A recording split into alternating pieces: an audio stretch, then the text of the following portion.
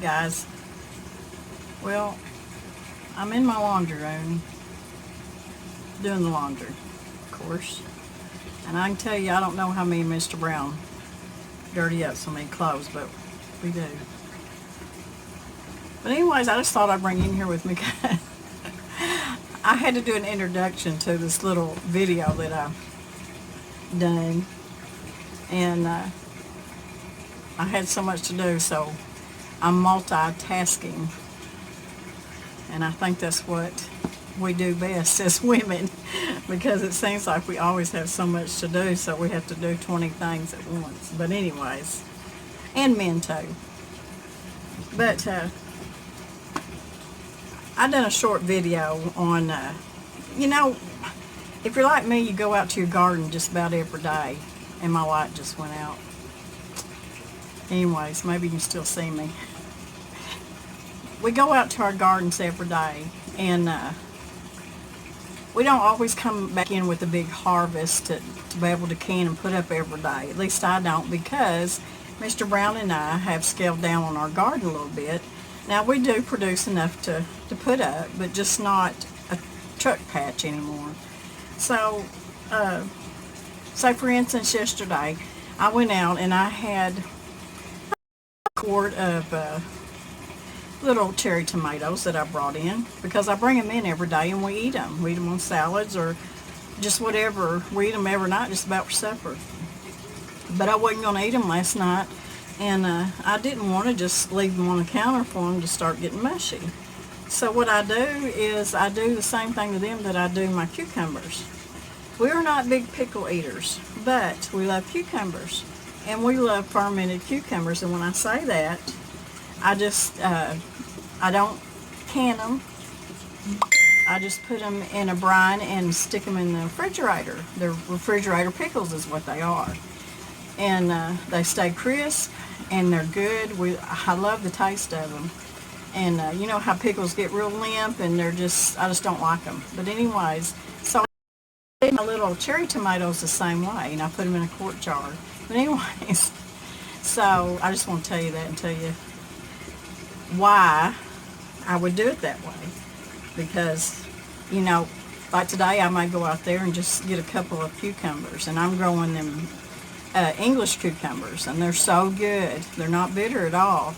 But if we don't eat them that night, I just wash them good and slice them up, and I put them in my brine. I take my jar out of the refrigerator and put them in my brine, and we might eat them next day. And what I do is I just keep adding to it every day.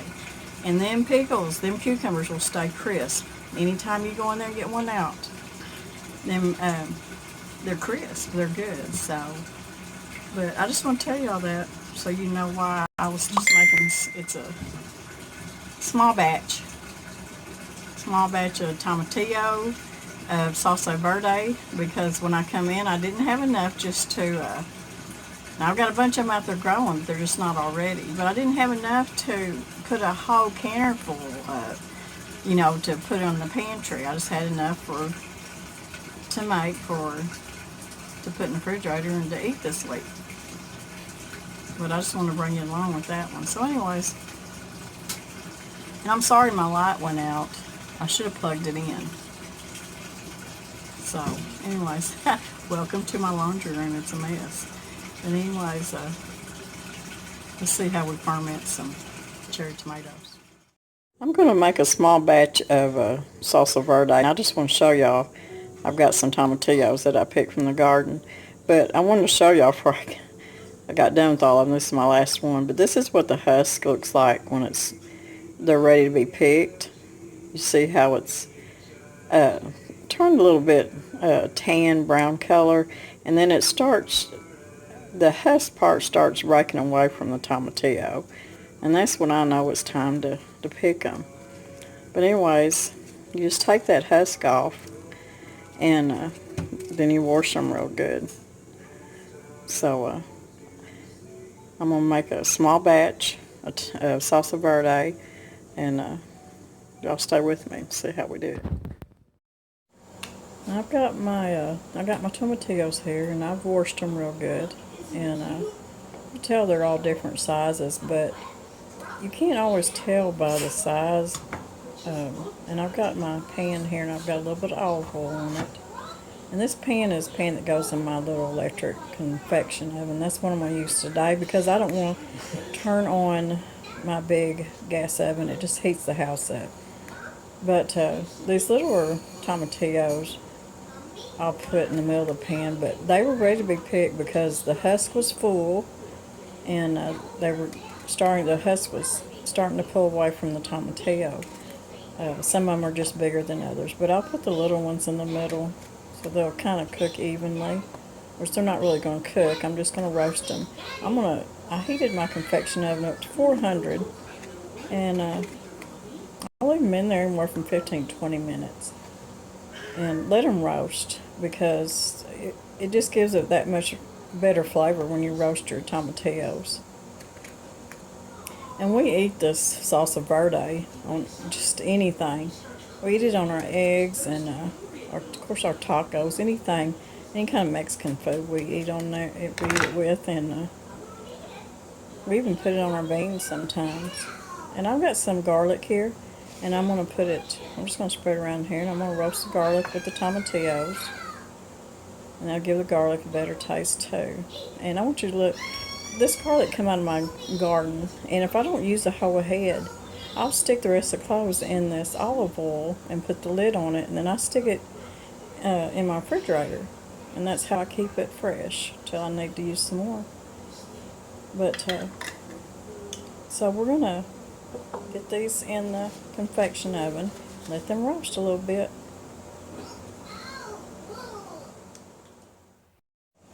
Okay, they roasted for about 20 minutes, and I didn't want to burn the garlic and stuff, so I took them on out, and I let them cool off just a little bit. So they feel cool enough for me to put my little, and you see the garlic, it's roasted, but it's not burnt. So I'm going to take them, and I'm going to put them here in my little blender. This little thing's very handy when you don't need your big processor. This does a good job processing stuff up. So I'm going to put my garlic and my tomatillos in there. And I've got a teaspoon of lime juice I'm going to put in there. And I think I'm going to start out with half a teaspoon of salt, because I don't want to get it too salty. And I've got a whole teaspoon of cumin seed here. I'm going to put it in there. And now this is to taste. I'm not going to put a whole lot of jalapeno in it. I'm going to put just a little bit, probably about a teaspoon. And when I taste it, I'll know if I need just a little bit more to make it a little bit spicier. I just don't want to get too hot. So I'm going to put my lid on here. There's one thing that you can put in here is cilantro. Uh-oh.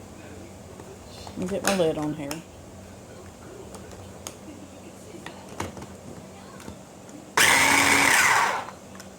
Mix it up good. Get it good and blended. And then we'll check it. I'll tell you, this little thing is harder to work with than a big... No, it's not where I want it.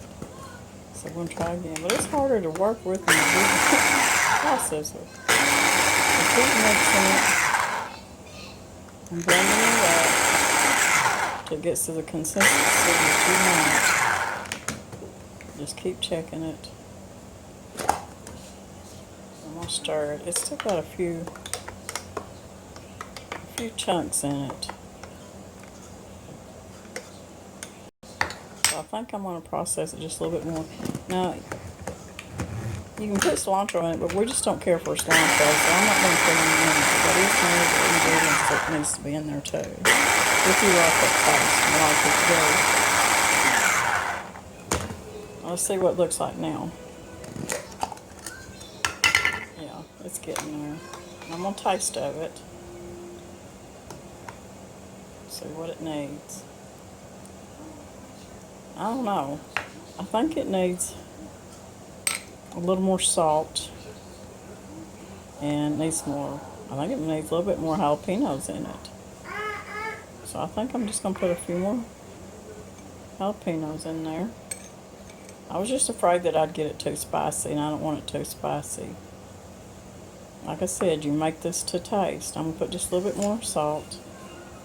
And I'm going to get some, I think I'm going to use some garlic granules. And I'm just going to put a little bit more in there. Just to me, don't have enough garlic taste.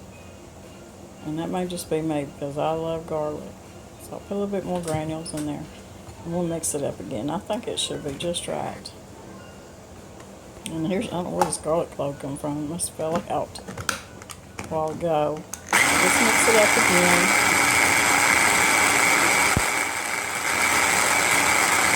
Let's get this over with.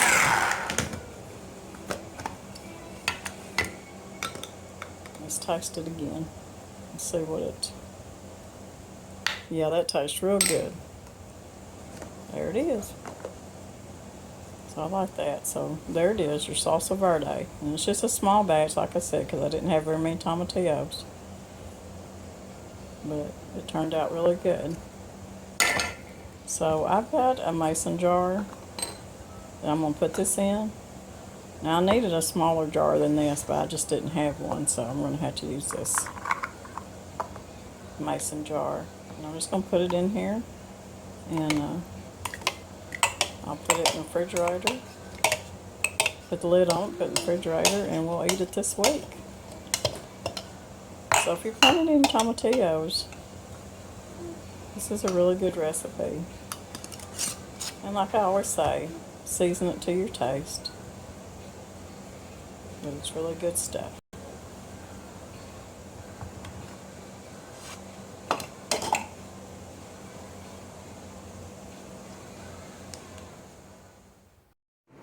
Okay, now we are going to ferment some cherry tomatoes.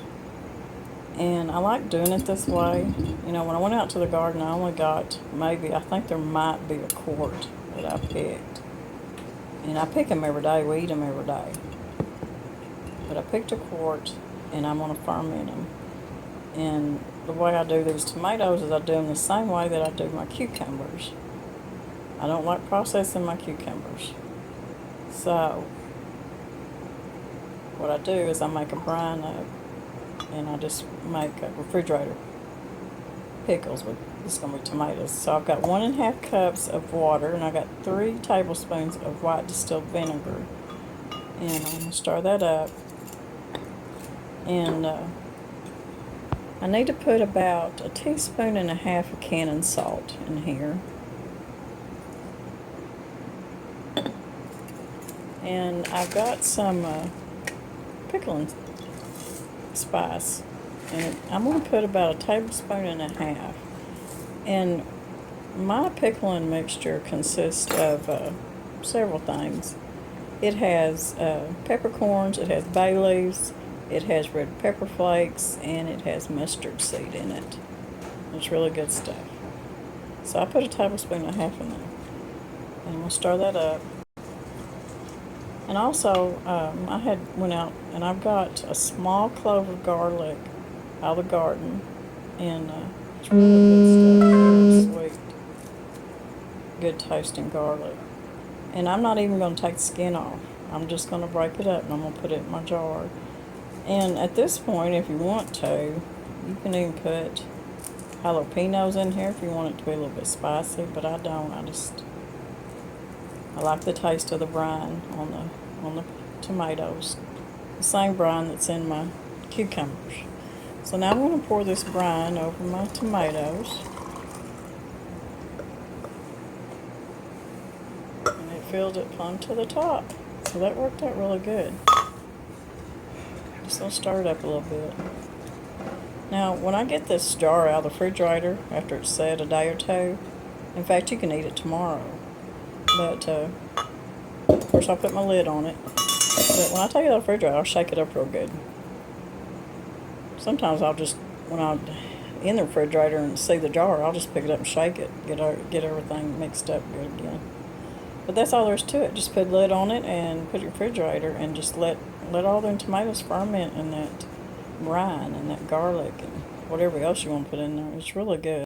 I wanted to show you my cucumbers, because you see, this is the way I do my cucumbers. You just shake it up, every once in a while. But you can take one of these cucumbers out of this jar and they are still crisp because they have not been processed. They're just fermenting and all this brine and goodness. And there are a few tomatoes in there too that I stuck in there. And so that's the way these will be too. So I'll stick both these back in the refrigerator and they'll be good. Well, I hope this helped y'all with your small batch garden stuff that you bring in. Kind of gives you an idea. If you like this video, give it a thumbs up and share. God bless.